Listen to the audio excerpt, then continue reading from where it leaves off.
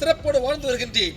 ஆனால் வருகின்ற வழியிலே பாண்டு மகாராஜன் நரகம் சேராமல் சொர்க்கம் சேராமல் வௌவால் பட்சியாக தொங்கிக் கொண்டிருக்கின்றார். ஆகையால் என்னை அழைத்து என் புதவரிடத்திலே தெரிவிக்க வேண்டும். நாரதா, இதை தெரிவித்தால் அவர்கள் யாகம் செய்தால் நான் மோட்சத்துக்கு செல்வேன். இந்த விஷயத்தை சொல்ல வேண்டும் சொல்லியிருக்கின்றார். இந்த விஷயத்திற்கு கூட திரௌபதி செல்கின்றேன்.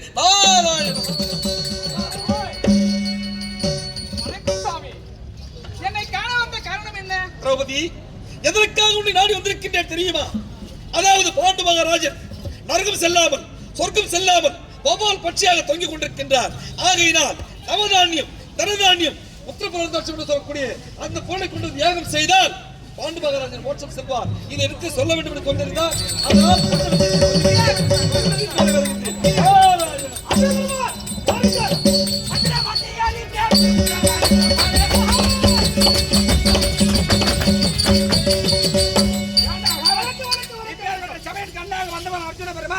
அப்படி இருக்க அழைத்தது யார்?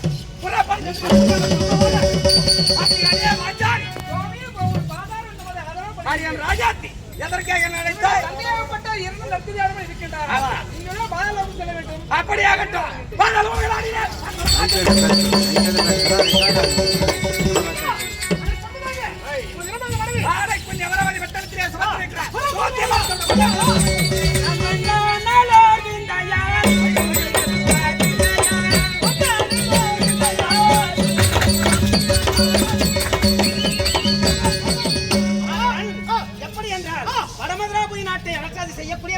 வசுதேவருக்கு மகாகத்தானே பிறந்து அதாவது சுபத்திரா என்று பட்டம் பெற்று சீரசிறப்போடு வாழ்ந்து வருகிறேன். கணவரை சென்று பார்க்க வேண்டும்.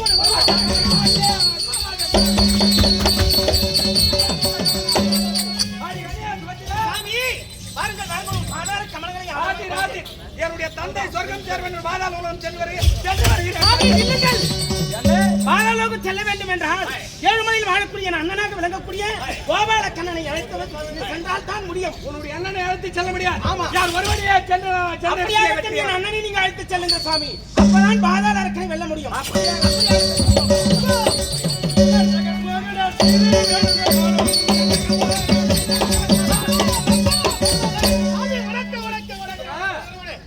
நான் பாதாளோகம் செல்ல வேண்டும்.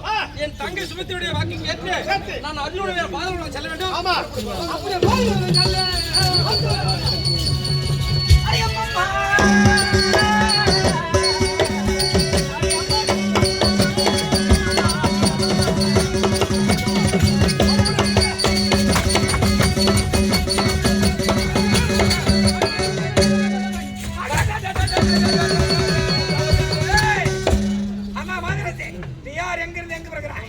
எந்த ஊரு எந்த நாடு?